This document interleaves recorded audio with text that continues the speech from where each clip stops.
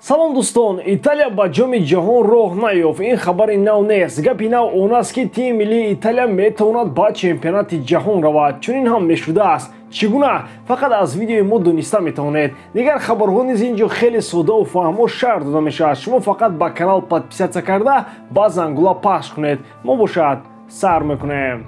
Дӯстон, футболи дастави баъди бозиҳои мунтахабҳо баргашт. Дар апрел дар бозии марказии давр Манчестер Юнайтед бо Лестер во мехӯрад. Дастаи Рагник набояд хол аз даст диҳад, агар хоҳанд ки мавсими оянда дар Лигаи Чемпионҳо иштирок намоянд. Ба ғайр аз ин, дар Ла Лига бозии муҳим дар Каталония баргузор мегардад.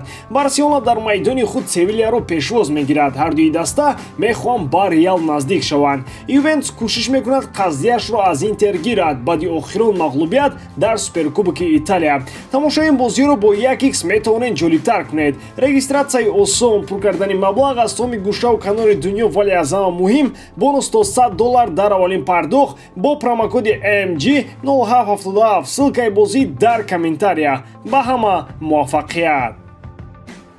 Мунтахаби Италия марҳилаи интихобиро гузашта наметавонад, аммо ба ҷоми ҷаҳон меравад. Қурбони дар ин ҳолат эрониҳо мешаванд. Шумо метавонед бо газидани ангушти ҳайрат пурсон шавед, ки чӣ гуна Италия ба мундиал меравад ва эрониҳо ба ин чӣ рабт доранд. Ҳамаи гап сари ҳуқуқи зан дар ҷомеа аст. фифа метавонад ба қароре ояд, ки Эронро аз иштирок дар ҷоми ҷаҳон маҳрум созад. мағзи масъала он аст, ки дар ин кишвар намояндаҳои ҷинси латифро ба майдонҳои футбол барои тамошои бозиҳо иҷозат надоданд.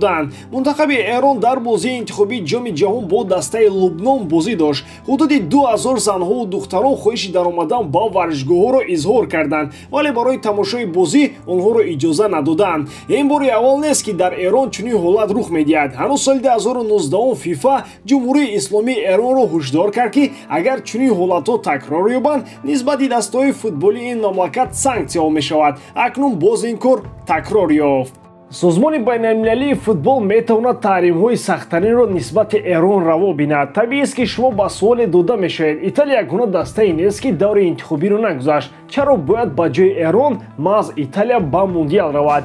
Гапи муҳимтарин ин ҷо рейтинги фифа аст. Аз байни ҳамаи он дастаҳое, ки ба ҷоми ҷаҳонро хат нагирифтанд, коэффициентҳои аз ҳама баландро маҳз итолиёвиҳо доранд. Аз ин рӯ дар сурати муҷозоти сахттарини Эрон мо сквадзариро дар чемпионати ҷаҳон хоҳем дид. Бо адолатона хоҳад буд ё ин ки на, ба ин суол шумо метавонед посух гардонед. Ба ҳар ҳол Эрон даври интихобиро дар Осиё бемушкилӣ паси сар кард ва дар гурӯҳи худ зинаи якумро ишғол намуд. Италия бошад ғайри чашмдош бошад ё ҳар ранге набошад, сараввал Швейтсарияро гузашта натавонисту пас он дар пеши Македония сархам шуд. Неймару Месси тобистони соли ҷорӣ аз Париж ҷавоб дода хоҳанд шуд. Роҳбари ПСЖ то ҳол аз шикасташон дар даври якашниҳои Лигаи Чемпионҳо ба худ наомадан ва сари худро ба ҳар девор мезананд. Дар Париж нақша доранд, ки ҳолати ба вуҷуд омадаро таҳлил карда барои пешбурди даста самти дигари фаъолиятро пешниҳод ва интихоб кунанд. Гуфта мешавад, ки тобистони соли ҷорӣ сармураббии парижиё Маурисио Почетино ва директори варзишии даста Леонардо аз сафи ин тим ҷавоб дода мешаванд.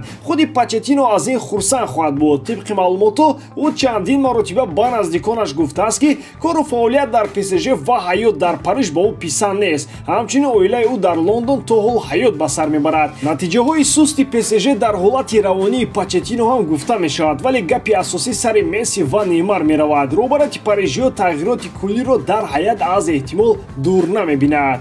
Месси ва Неймар метавонанд тобистони ҳамин сол ба сафи дастаҳои дигар гузаранд. Дар Париж дарк мекунанд, ки фурӯхтани ин ду тан хеле мушкил хоҳад буд. Пеш аз ҷоми ҷаҳон роҳбарияти қатарии ПСЖ намехоҳад ҳолатро хеле вазнин гардонад, вале варианти фурӯхтани футболбозони саршиноси ПСЖ дар сатҳи роҳбарияти клуб мавриди таҳлил қарор дорад. онҳо интизориҳоро бароварда намекунанд. ПСЖ метавонад Месси ва Неймарро ба МЛС фурӯшад. дар ин сурат дастаи шаҳри Париж метавонад маблағи хуб кор кунад. ҳатто агар футболбози аргентинӣ ва бозингари бразилӣ дар сафи парижиё монад, дар мавсими навбатӣ имконият бештар ба футболбозони ҷавон дода хоҳад шуд.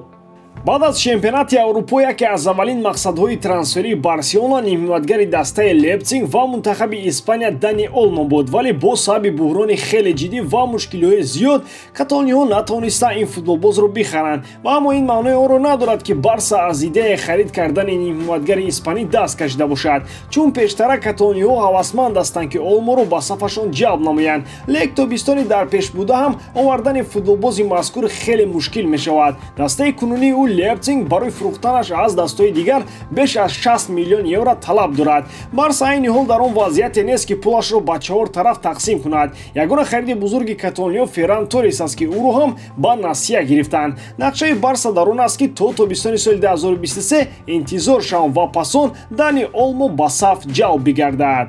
آن وقت مهلت قرارداد نیمه‌نهایی 23 ساله تنها یک سال میماند و کاتالونیا میتواند او را با بارسا آورند. خود فوتبالباز 23 ساله هم زید نیست که کارنامه‌اش را در صف بارسا ادامه دهد. او دستپرور لاماسیا اکادمی بارسا بوده، هنوز تابستان سال گذشته روزگی خود را برای بازی در بارسا داد. در موسم جاری دانی اولمو از اسیب‌ها خیلی اذیت کشید. او در مجموع در بوندسلیگا تنها در 12 بازی اشتراک کرده، در آنها 2 گل و 3 پرتافت گل‌آور را به نامش مهر زد. در کاتالونیا باور دارند که آمدن اولمو با نفع کار خواهد بود و با او بازی دسته بهتر می شود. در سمت پیشبرد بازی دسته‌ای نقش اولمو بزرگ دانسته می شود.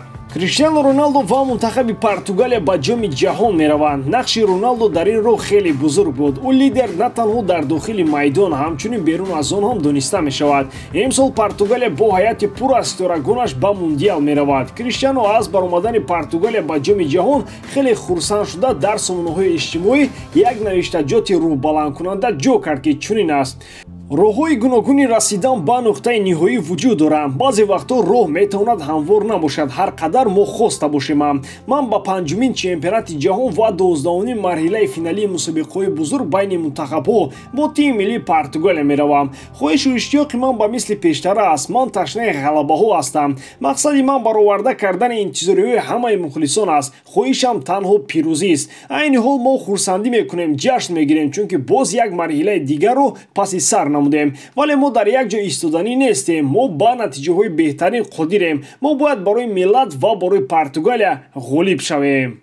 از اشتیاق عملگری پرتغالی تنها میتوان انگشت حیرت گزید. او همیشه تنها با یک مقصد پیروزی با میدان میآید. این هم در حالی است که کریستیانو هم از جهت مالوی با پورگی مستقل است و هم جایزه‌های بیشمار را از خود کرده است. نوبسته به همه این در سن 37 سالگیش کریستیانو کارنامه‌های بزرگ کرده ایستاده است. با میتون دوستان باور دارم که ایجادکاری من با شما پسند میاد. لایک، کامنتاری و در کانال ابونش دان رو از یاد نبرید. با شما مثل هر وقت محمد گیروف. خیر برادران، در پناه الله.